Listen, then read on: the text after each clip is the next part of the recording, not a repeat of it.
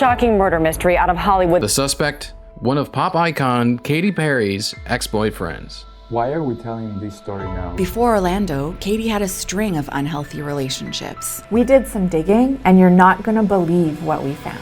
He went on a violent rampage, allegedly killing his landlady. They say that women are biologically drawn to the bad boy. I just like having fun. She's had a series of bad boys in her past. There was John Mayer, Travie McCoy, but the worst. Police officers investigating this grisly murder. Which one of her exes was the most dangerous? He's like a famous boy. Katy was drawn to Russell's rebellious persona. I found the love of my life. And they married within a year of meeting. Things went south very quickly. The Russell brand asked Katy Perry for divorce through text. I kind of believe in this fairy tale. Fame and power money is bullshit. The tabloids obsessed over the divorce. The fact that that marriage lasted 14 months. I'm ashamed. I knew from the beginning you'd never stay married. What happened next was shocking. I'm gonna figure out all of this. Oh my God. This is the real life story behind the tabloids. I would hear girls, they would say, oh no, I don't want to be in a relationship because I don't want to have to choose between being in a relationship and having a career. And I thought to myself, when I find that person, I won't ever have to choose because they'll be accepting of me. And then I started to realize, oh my God, like that fairy tale that I had is not true for me right now. Yeah, but you're still missing. Yeah. You can see how heartbroken she is. But isn't she happy and engaged to Orlando Bloom? Why are we telling this story now? Well, before Orlando, Katy had a string of unhealthy relationships, and her infamous marriage with Russell Brand was the beginning of the end. When Katy and Russell first met, Katy was side stage watching while Russell rehearsed some jokes. And then she decided it was time to get his attention. Arcing across this huge venue came a plastic bottle and it struck me on the forehead. I looked, at the other end of it was Katy. Katy was drawn to Russell's rebellious persona, and she fell really hard for him. You know, when you're growing up and you're falling in love for the first time, for me, being in love now, it's kind of the same feeling, like having that teenage dream. She was this like candy pop princess. Russell was this like rock star comedian. And even though they both had busy schedules that were pulling them in different directions, they were really trying to make it work. And I try not to go too long without seeing her because I miss her otherwise, Yes. you know. So about like a week or something, I have to see her. Things moved really fast. They got married the next year in India. It was extravagant. After the honeymoon, when Katy's world tour took off, She was at the height of her career. Her album Teenage Dream had 5 #1 hits, but all she could focus on was Russell, who was suddenly very absent. 18 days apart. Yeah. Isn't he coming you? Well, he should, but it's taking a huge toll on Katy.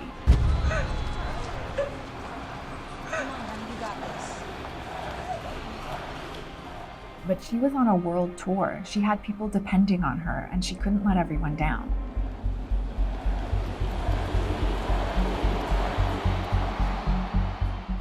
Katy was struggling, but Russell was acting like nothing was wrong. There's a rumor that you and Katy split up. What? She should have told me. So it's not true. He seems really optimistic there, so Yeah. what happened next was shocking. What happened? Katy was blindsided when she opened her phone on New Year's Eve and saw a text message from Russell asking her for a divorce. Wow. And the media ate it up. He divorced her via text message. I mean, you could be in the best position of your life, and then you get one text message that just makes you fall to your knees. Could you ever imagine being in a position where you would divorce somebody by text message? That's cowardly. I don't think it's cowardly. I think that she set the stage for that. Unhealthy relationships weren't new to Katy. She had always been drawn to bad boys. Before Russell, she had a troubled relationship with Travie McCoy, who admitted his drug addiction ruined their relationship. And before Travie McCoy, there was Johnny Lewis. Who's Johnny Lewis? He and Katy were together for about a year, from 2005 to 2006. What happened between them? Johnny was a drug addict, and a few years after they broke up, he did prison time for assault, battery, and burglary. Then in 2012, the year Katy and Russell divorced, Johnny was found dead. How did he die? The BBC reported that he fell or jumped off the roof of his house after murdering his 81-year-old landlord. Oh my God. After the divorce and Johnny's death, Katy had a string of short-term relationships that didn't really go anywhere. It's like all these things that you do to distract. You eat, you work, you know, get a new boyfriend. And then she met Orlando Bloom, who had just gotten divorced too. Their first date was a pretty different vibe from the one she had with Russell. When I met Katy, we both had bottles of apple cider vinegar because I said, wait, what have you got in your water? And she was like, apple cider vinegar. I was like, no! We're made for each other! This is it! He is the kindest man I've ever met, and he shows up and he is such an encouragement. Orlando was all about self-improvement, and he had a son, which really changed his perspective. What's your favorite thing about being a dad? Being a kid again.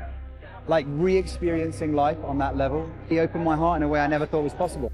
Probably the beginning of something that she actually needed. But Katy was in a totally different place in her life. A baby can't have a baby, and I'm still a baby. I am childlike, and that's how I operate, and that's how I express myself. Katy was sabotaging her chance at a healthy relationship with her childish behavior. He wasn't like falling for any of my bull anymore. And so I was like, well, I'm bored. And, you know, this isn't exciting anymore. She had this healthy relationship in front of her, but she was bored by it. It's even more toxic.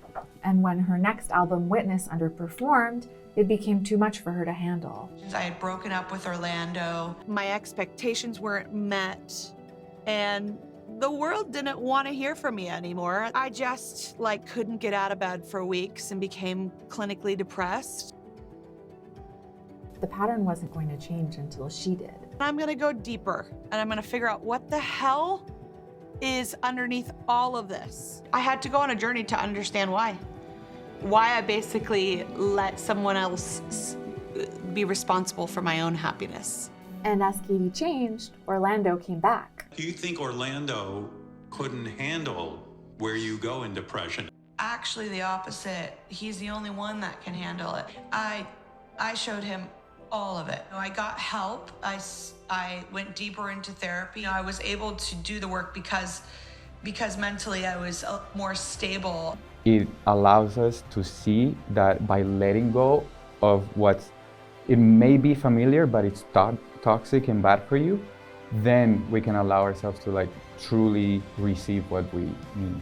Katy may have had a pattern of toxic relationships, but when she had the opportunity to have a healthy relationship, she had to take control. She had to make the changes. And that's the power in that. But you can make changes in your life to bring the good things in. How excited are you about becoming a mom? I'm excited. Just excited for a new adventure. I'm really grateful that I've been able to, live already such a great life. Dating is different. Weekend lovers, that's fun. That's candy. This is solid. This is like the main course.